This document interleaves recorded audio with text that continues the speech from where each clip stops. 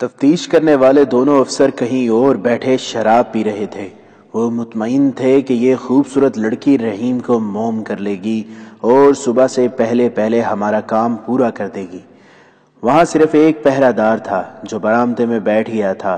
کمرے کے پچھواڑے اندھیرا تھا اور اس اندھیرے میں ایک سایہ اتنی آہستہ آہستہ آگے کو سرک رہا تھا جیسے ہوا کا جھونکا رک رک کر آگے بڑھ رہا ہو۔ ادھر عمران گرجے سے ملحق اپنے کمرے میں جاگ رہا تھا۔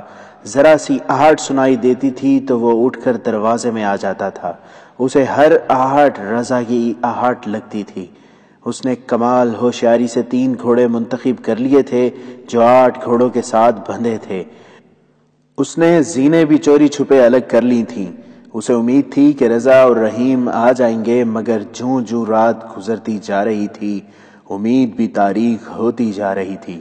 یہ حقیقت نکھرتی آ رہی تھی کہ اس نے رضا کو یہ اجازت دے کر کہ رحیم کو آزاد کرائے سخت غلطی کی تھی۔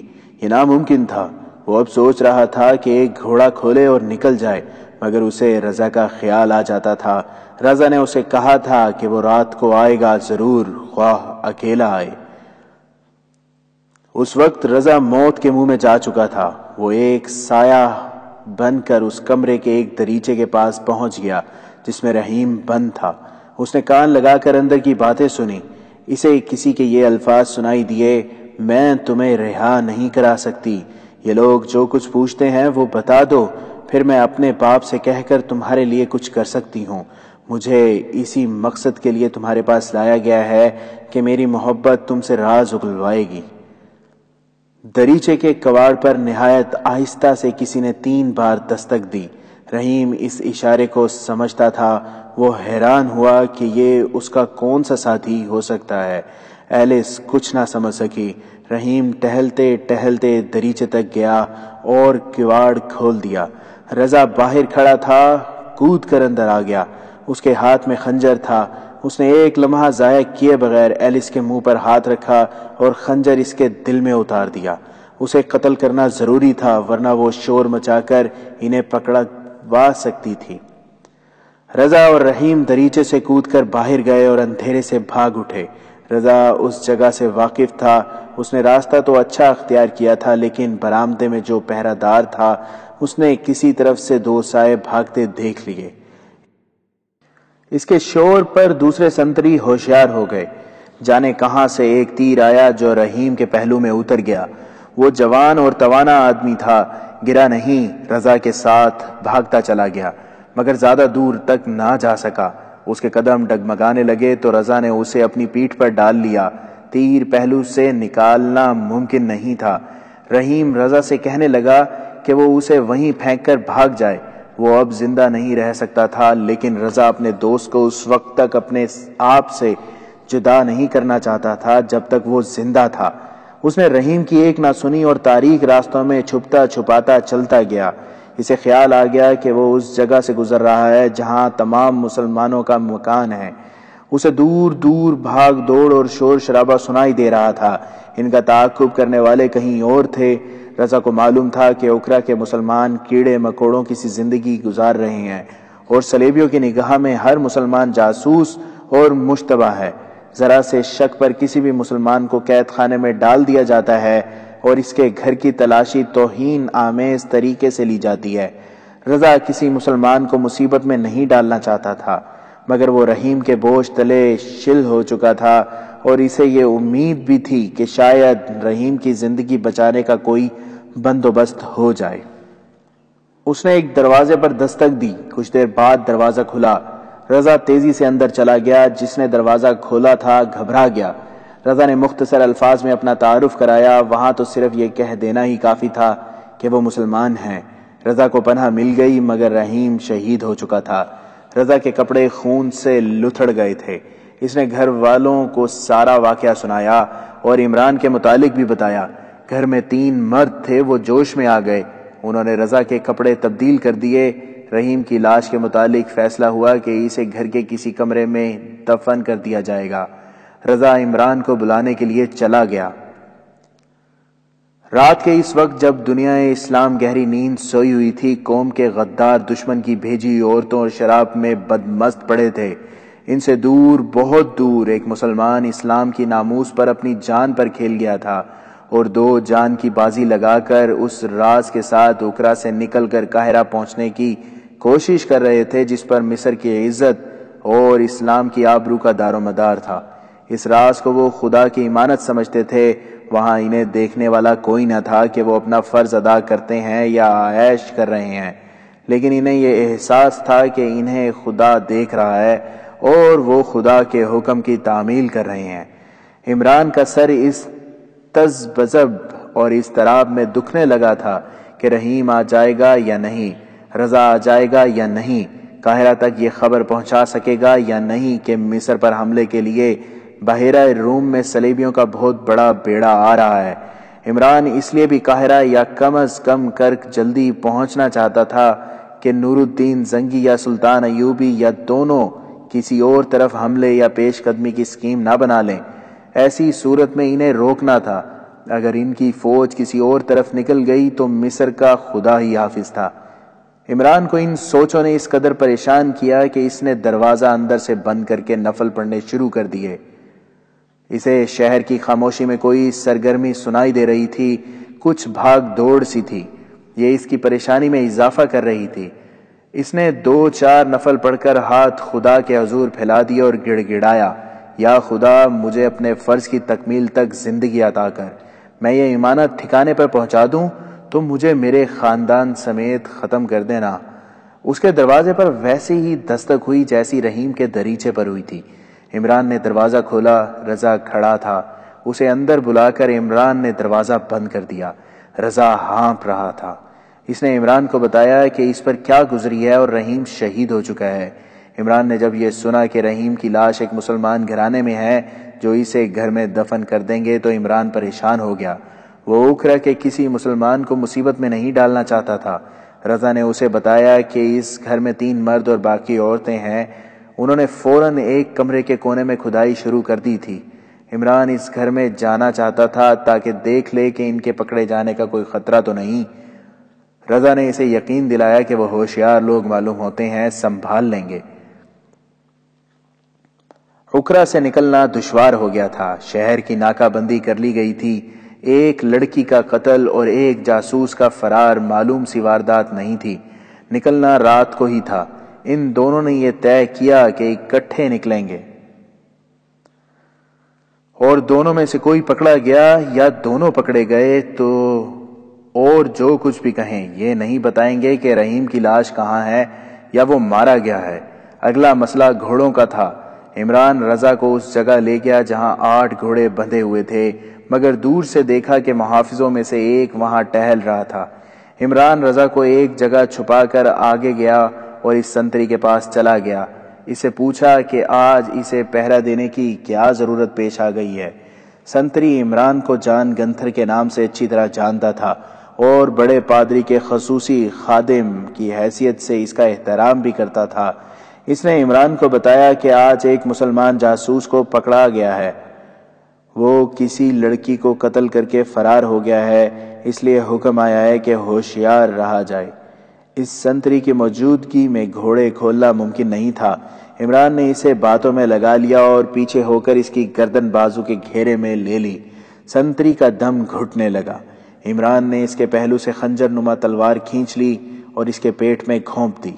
مرنے تک اس کی گردن بازو کے شکنجے میں دبائے رکھی۔ اسے مار کر عمران نے رضا کو بلایا، 2 گھوڑوں پر زینے ڈالی اور سوار ہو گئے۔ گرجے کے باقی محافظ کمرے میں کہیں سوئے ہوئے تھے۔ عمران اور رضا چل پڑے۔ شہر سے نکلنے کے کئی راستے تھے، وہ ایک طرف چل پڑے اور شہر سے نکل گئے۔ اچانک وہ گھیرے میں آ گئے اور انہیں للکارا گیا۔ ہم شہری ہیں دوستو، عمران نے کہا، ہم بھی تمہاری طرح ڈیوٹی دے رہے ہیں۔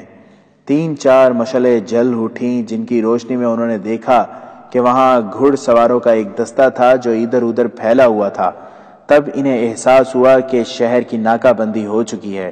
عمران نے اپنے کپڑے نہیں دیکھے تھے، اس کے کپڑوں پر سنتری کا خون تھا۔ مشعل کی روشنی میں یہ خون صلیبی سواروں کو نظر آ گیا۔ اس سے پوچھا گیا کہ یہ خون کس کا ہے تو عمران نے لگام کو جھٹکا دے کر گھوڑے کو ایڑ لگا دی۔ رضا نے بھی ایسا ہی کیا مگر اس نے ذرا دیر کر دی۔ عمران نکل گیا، رضا گھیرے میں آ گیا۔ عمران کے پیچھے بھی 3 سوار گئے۔ اسے رضا کی بلند پکار سنائی دینے لگی، عمران رکنا نہیں، نکل جاؤ، خدا حافظ۔ عمران بہت دور تک یہ پکار سنتا رہا، پتہ چلتا تھا جیسے وہ گھیرے سے نکلنے کی کوشش کر رہا ہے۔ عمران کا گھوڑا بڑا اچھا تھا، اس کے دائیں بائیں سے تیر گزرنے لگے لیکن وہ تعاقب کرنے والوں کو پیچھے ہی پیچھے چھوڑتا چلا گیا۔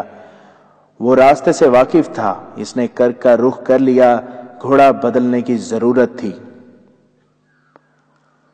جب صبح کی روشنی سفید ہو رہی تھی اس کا گھوڑا دوڑنے کے قابل نہیں رہا تھا۔ اس نے پانی کی تلاش کرنے کی کوشش ہی نہ کی۔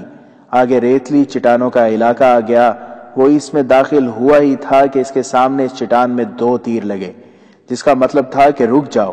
وہ رک گیا اور یہ دیکھ کر اس کی جان میں جان آئی کہ اسے روکنے والے اس کی اپنی فوج کے آدمی تھے۔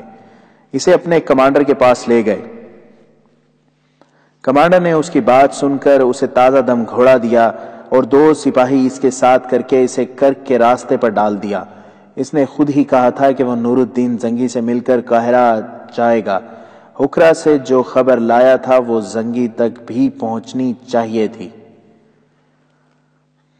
عمران جب کرک کے قلعے میں نور الدین زنگی کے سامنے بیٹھا اپنی کہانی سنا رہا تھا، زنگی اسے ایسی نظروں سے دیکھ رہا تھا جیسے اس خوبرو جوان کو دل میں بٹھا لینا چاہتا ہو۔ اس نے اٹھ کر بے تابی سے عمران کو سینے سے لگا لیا اور اس کے دونوں گال چوم کر پیچھے ہٹ گیا۔ اس نے اپنی تلوار نیام سے نکالی اور پھر نیام میں ڈال کر نیام کو چوما۔ اسے دونوں ہاتھ پر رکھ کر عمران سے کہا، اس وقت جب سلیب خوفناک گدھ کی طرح چاند ستارے پر منڈلا رہی ہے، ایک مسلمان اپنے مسلمان بھائی کو تلوار سے بڑھ کر اور کوئی تحفہ نہیں دے سکتا۔ تم بغداد میں کہو، دمشق میں کہو، کہیں بھی کہو، میں تمہیں ایک محل دے سکتا ہوں۔ تم نے جو کارنامہ کر دکھایا ہے اس کے صلے میں تم دولت کے انبار کے حقدار ہو، لیکن میرے عزیز دوست میں تمہارے لیے محل کھڑا نہیں کروں گا، تمہیں دولت کی شکل میں صلہ نہیں دوں گا، کیونکہ یہی وہ چیز ہیں جنہوں نے مسلمانوں کو اندھا اور اپاہج کر دیا ہے۔ یہ قبول کرو میری تلوار، اور یاد رکھو اس تلوار نے بڑے بڑے جابر سلیبیوں کا خون بہایا ہے، اس تلوار نے بہت سے قلعوں پر اسلام کا جھنڈا لہرایا ہے، اور یہ تلوار اسلام کی پاسبان ہے۔ عمران نور الدین زنگی کے آگے 2 زانوں بیٹھ گیا اور اس کے ہاتھوں سے تلوار لے کر چومی، آنکھوں سے لگائی اور کمر سے باندھ لی۔ وہ کچھ کہہ نہ سکا، اس پر رخت طاری ہو گئی تھی اور اس کی آنکھوں میں آنسو آ گئے تھے۔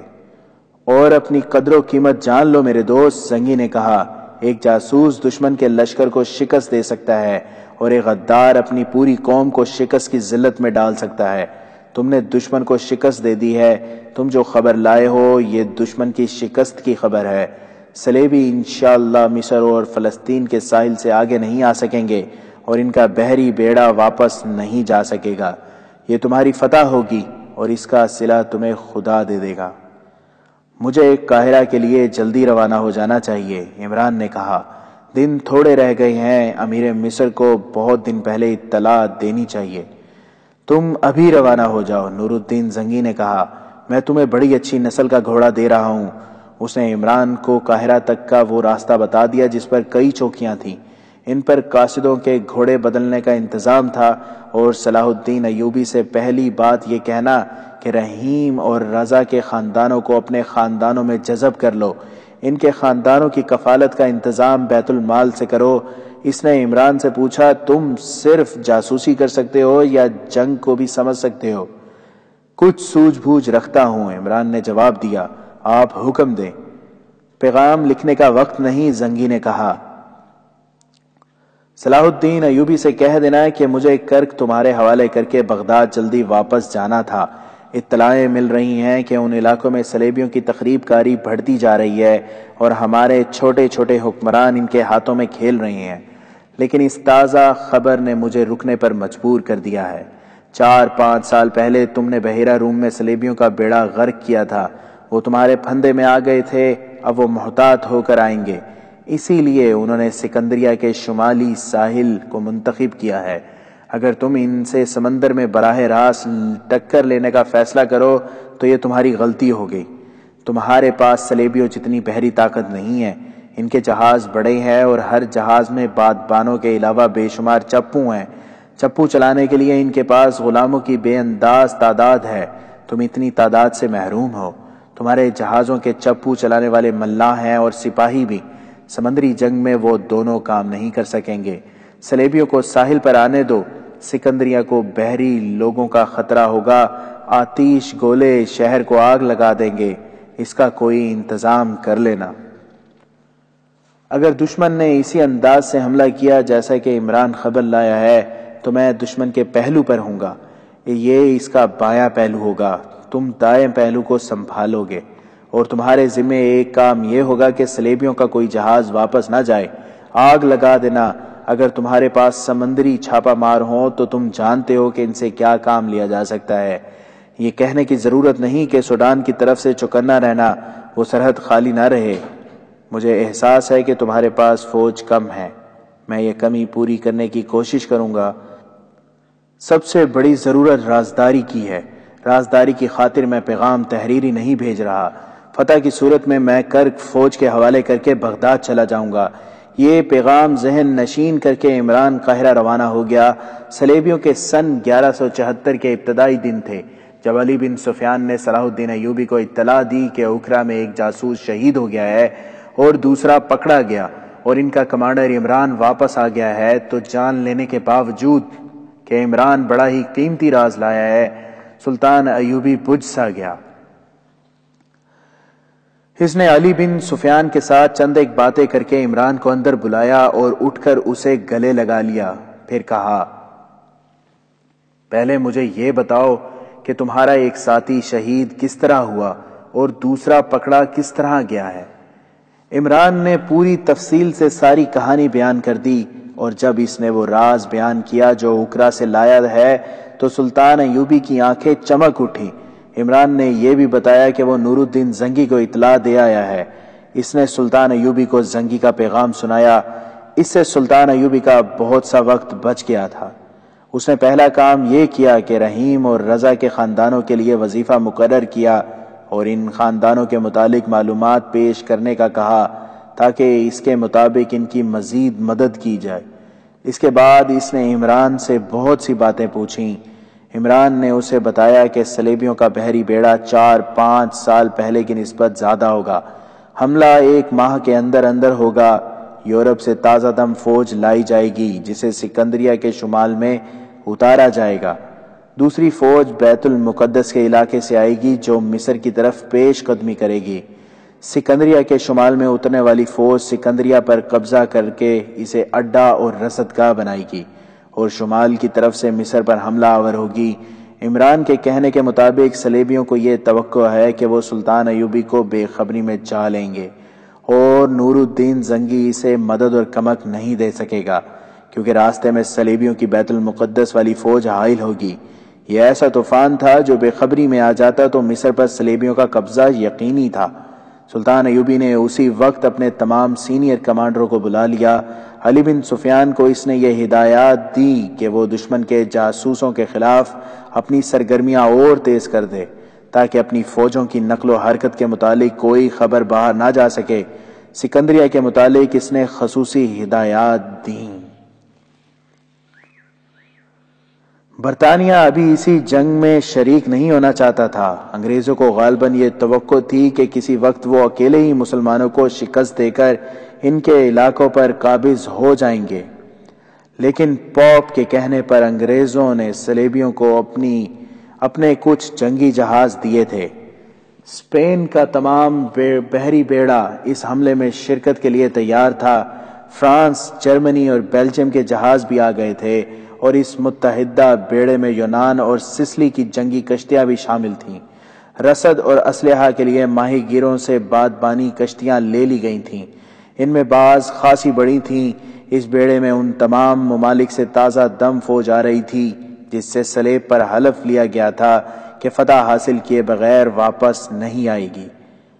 اگر صلاح الدین ایوبی نے ہمارا مقابلہ اپنے بحری بیڑے سے کیا تو اسے مصر جتنی قیمت دینی پڑے گی۔ فرانسیسی بحریہ کے کمانڈر نے کہا، ہم جانتے ہیں کہ اس کے بحری بیڑے کی کتنی کچھ طاقت ہے۔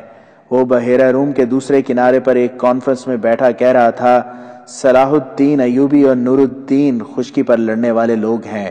ہمیں یہ توقع رکھنی چاہیے کہ اس حملے کی خبر مسلمانوں کو قبل از وقت نہیں ہوگی، اور صلاح الدین ایوبی کو اس وقت خبر ہوگی جب ہم قاہرہ کو محاصرے میں لے چکے ہوں گے۔ نور الدین زنگی اس کی مدد کے لیے نہیں پہنچ سکے گا اور ہمارا یہ حملہ فیصلہ کن ہوگا۔ میں ایک بار پھر کہتا ہوں کہ سوڈانیوں کا استعمال کرنا ضروری ہے، رینالٹ نے کہا۔ رینالٹ ایک مشہور صلیبی حکمران اور جنگجو تھا۔ اسے بیت المقدس کی طرف سے خشکی پر آنا اور حملہ کرنا تھا۔ وہ شروع سے زور دے رہا تھا کہ وہ مصر پر شمال اور مشرق سے حملہ کریں تو جنوب سے سوڈانی بھی مصر پر حملہ کر دیں گے۔ آپ پچھلے تجربوں کو بھول جاتے ہیں، اسلام کے سب سے بڑے دشمن فلپ آگسٹس نے کہا۔ 1159 میں ہم نے سوڈان کو بے دریغ مدد دی تھی، اور اس توقع پر ہم نے سمندر سے حملہ کیا تھا کہ سوڈانی جنوب سے حملہ کریں گے، اور صلاح الدین ایوبی کی فوج میں جو سوڈانی ہیں وہ بغاوت کر دیں گے، مگر انہوں نے کچھ بھی نہ کیا۔ 2 سال بعد پھر انہیں مدد دی گئی، انہوں نے یہ بھی ضائع کر دی۔ اب کہ پھر انہوں نے ہمیں مایوس کیا، ہم کیوں انہیں اپنے منصوبے میں شریک کریں؟ اگر مصر ہم نے اپنی طاقت سے لے لیا تو سوڈانی ہم سے حصہ مانگیں گے۔ آپ یہ بھول رہے ہیں کہ سوڈانیوں میں مسلمانوں کی تعداد کم نہیں۔ مسلمان پر بھروسہ کرنا غلطی ہے۔ اگر آپ سچے دل سے اسلام کا نام و نشان مٹانا چاہتے ہیں تو کسی مسلمان کو اپنا دوست نہ سمجھیں۔ انہیں خرید کر اپنا دوست ضرور بنائیں، لیکن دل میں اس کی دشمنی قائم رکھیں۔ آپ ٹھیک کہتے ہیں، ایک اور صلیبی بادشاہ نے کہا۔ آپ لوگوں نے فاطمیوں کو دوست بنایا، وہ صلاح الدین ایوبی کے دشمن ہوتے ہوئے بھی اسے ابھی تک قتل نہیں کر سکے۔ ہم نے انہیں بڑے بڑے قابل جاسوس اور تخریب کار دیے، جو انہوں نے اپنی غلطیوں سے پکڑوا کر مروا دیے۔ اب ہم کسی پر بھروسہ نہیں کریں گے، ہمیں اپنی جنگی طاقت پر بھروسہ کرنا چاہیے، اور اب ہم کامیاب ہوں گے۔ ان کی جنگی طاقت اتنی زیادہ تھی کہ وہ اس سے زیادہ تکبر کرنے میں حق بجانب تھے۔ بحری بیڑے کا تو کوئی حساب ہی نہیں تھا۔ بیت المقدس کی طرف سے جو فوج آ رہی تھی وہ سمندر کی طرف سے آنے والی نفری سے دگنی تھی۔ یورپی مورخوں میں تعداد کے متعلق اختلاف پایا جاتا ہے۔ بعض نے تو اس حملے کا صلیبی جنگوں میں ذکر ہی نہیں کیا، جیسے اس کی کوئی اہمیت ہی نہیں تھی۔ اس حملے میں کم و بیش صلیبیوں کی 6 بادشاہیاں شامل تھیں۔ کچھ چھوٹے چھوٹے حکمران بھی تھے جو اپنی فوجیں لے آئے تھے۔ ان میں خامی یہ تھی کہ ان کی کمان متحدہ نہیں تھی۔ تاہم یہ لشکر نور الدین زنگی اور سلطان صلاح الدین ایوبی کو آسانی سے شکست دے سکتا تھا۔ سلطان ایوبی کی کمزوری یہ تھی کہ اس کی فوج کم تھی۔ اس کے علاوہ مصر میں غداروں نے بدامنی پھیلا رکھی تھی، اور سب سے بڑا خطرہ یہ کہ سوڈانی بھی حملہ کر سکتے تھے۔ نور الدین زنگی کو بھی کچھ ایسی ہی دشواریوں کا سامنا تھا۔ دنیا اسلام چھوٹی چھوٹی ریاستوں میں بٹی ہوئی تھی، اور یہ حکمران عیش و عشرت کے عادی ہو چکے تھے۔ صلیبیوں نے انہیں اپنے زیر اثر لے رکھا تھا۔ وہ آپس میں پھٹے ہوئے تھے اور انہیں اسلام کی ناموس کا ذرہ بھر احساس نہ تھا۔ سلطان ایوبی نے اپنے سینئر کمانڈروں کو بلا کر اپنی فوج کو 3 حصوں میں تقسیم کر دیا۔ ایک حصے کو اس نے سوڈان کے سرحدی حصے پر چلے جانے کو کہا۔ اس کے کمانڈر کو یہ ہدایت دی کہ وہ سرحد سے خاصا پیچھے خیمہ زن رہے، لیکن فوج کو مختلف جگہوں پر اس طرح متحرک رکھے کہ گرد اڑتی رہے اور یہ ظاہر ہو کہ فوج کی تعداد بے حساب ہے۔ سلطان ایوبی نے خصوصی حکم یہ دیا کہ کسی بھی وقت فوج آرام کی حالت میں نہ رہے۔ دوسرے حصے کو سکندریہ کی طرف کوچ کرنے کا حکم دیا گیا، لیکن اس ہدایت کے ساتھ کہ کوچ رات کو ہوگا اور تمام پڑاؤ دن کے وقت ہوں گے۔ اس کے کمانڈر کو بتایا گیا کہ اسے یہ حکم بعد میں ملے گا کہ اس کی منزل کیا ہے اور آخری خیمہ گاہ کہاں ہوگی۔ تیسرے حصے کو سلطان ایوبی نے اپنے ہاتھ میں رکھا۔ اس نے کسی بھی کمانڈر کو نہ بتایا کہ یہ احکام کیوں دیے جا رہے ہیں۔ یہ سب نے دیکھا کہ تمام تر منجنیقیں اس فوج کو دی گئی تھیں جو سکندریہ کی طرف جا رہی تھی۔ اس کے ساتھ 8 روز بعد سلطان ایوبی قاہرہ میں نہیں تھا اور نور الدین زنگی کرک میں نہیں تھا۔ وہ دونوں سکندریہ کے مشرق میں گھوم پھر رہے تھے، مگر کوئی نہیں کہہ سکتا تھا کہ یہ دونوں کس ملک کے حکمران اور فوج کے کمانڈر ہیں، اور یہ وہ انسان ہیں جو صلیبیوں کے لیے سراپا دہشت بنے ہوئے ہیں۔ وہ غریب سے 2 شتر باندھ تھے جو معلوم نہیں کہاں سے آئے تھے اور کہاں جا رہے تھے۔ انہوں نے ساحل پر جا کر بحیرہ روم کے وسعت کو نظروں سے بھانپا اور ناپا۔ وہ 3-4 دن میں دور دور گھوم گئے۔ سلطان ایوبی سکندریہ اور نور الدین زنگی کرک چلا گیا۔ سلطان ایوبی نے اپنے امیر البحر کو کچھ احکام دیے اور وہ چلا گیا۔ صلیبیوں کا بیڑا مکمل خاموشی اور رازداری سے آیا۔ بیت المقدس سے صلیبیوں کی فوج چل پڑی۔ دونوں کی روانگی کے اوقات میں مطابقت تھی۔ صلیبیوں نے بڑے اچھے موسم کا انتخاب کیا تھا۔ اس موسم میں سمندر خاموش رہتا ہے، تلاطم اور طوفان کا خطرہ نہیں ہوتا۔ صلیبی جہازوں کے کپتانوں کو مصر کا ساحل نظر آنے لگا، لیکن انہیں سلطان ایوبی کا کوئی جہاز نظر نہیں آ رہا تھا۔ سب سے اگلے جہاز کے کپتان نے سمندر میں ماہی گیروں کی ایک کشتی دیکھی۔ اس نے جہاز ان کے قریب کر کے اوپر سے جھک کر پوچھا، جنگی جہاز کہاں ہیں؟ اگر غلط بتاؤ گے تو تمہیں ڈبو کر مار ڈالیں گے۔ ماہی گیروں نے کہا، مصر کے جہاز اس طرح نہیں رکھے جاتے، یہاں سے بہت دور ہیں۔ جہاز روک کر رسا پھینکا گیا تو ماہی گیر رسے کے ذریعے جہاز پر چلے گئے۔ انہوں نے کپتان کو مصر کے جنگی جہازوں کے متعلق جو معلومات دیں وہ یہ تھی کہ کئی جہاز مرمت ہو رہے ہیں۔ جو جہاز اچھی حالت میں ہیں وہ اتنی دور ہیں کہ سکندریہ تک پہنچتے 2 دن لیں گے، کیونکہ بادبانوں اور چپوں کے لحاظ سے وہ کمزور اور کم رفتار ہیں۔ ماہی گیر نے جو سب سے زیادہ قیمتی بات بتائی وہ یہ تھی کہ چونکہ سلطان ایوبی بحیرہ کی طرف توجہ نہیں دیتا، اس لیے جنگی ملاح عیش و عشرت میں پڑے رہتے ہیں۔ ساحل کے ساتھ جو دیہات ہیں وہاں چلے جاتے ہیں، ماہی گیروں سے مچھلیاں چھین لیتے ہیں۔ صلیبی بحریہ کے رہنما کے لیے یہ معلومات خوشخبری سے کم نہ تھیں۔ اس نے اپنا جہاز روک لیا اور ایک کشتی کے ذریعے اس بیڑے کے کمانڈر کے جہاز تک گیا۔ اسے اس نے یہ معلومات دیں جو اس نے 2 ماہی گیروں سے لی تھیں۔ ان کے لیے میدان صاف تھا۔ کمانڈر نے بیڑے کو وہیں روک لیا۔ وہ شام کے بعد اندھیرے میں ساحل تک پہنچنا چاہتا تھا۔ اسے وہ جگہ بتا دی گئی تھی جہاں ساحل کے ساتھ پانی اتنا گہرا تھا کہ جہاز ریت میں پھنسے بغیر ساحل تک آ سکتے تھے۔ وہاں فوج کو آسانی سے اتارا جا سکتا تھا۔ سکندریہ کی بندرگاہ سے ایک کشتی کھلے سمندر کی طرف چلی گئی جو بظاہر ماہی گیروں کی تھی۔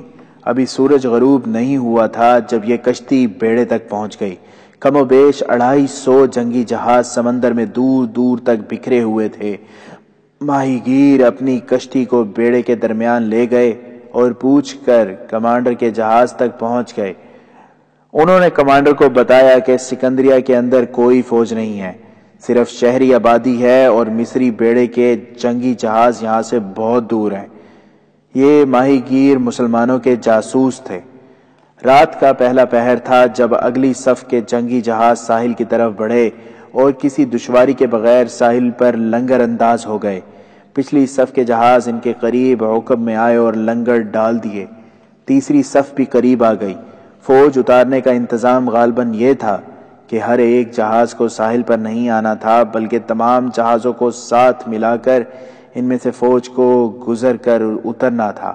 سکندریہ پر یہ خاموشی سے حملہ کرنے کا فیصلہ کیا گیا۔ اطلاع کے مطابق وہاں چونکہ فوج نہیں تھی اس لیے قبضہ مشکل نہ تھا۔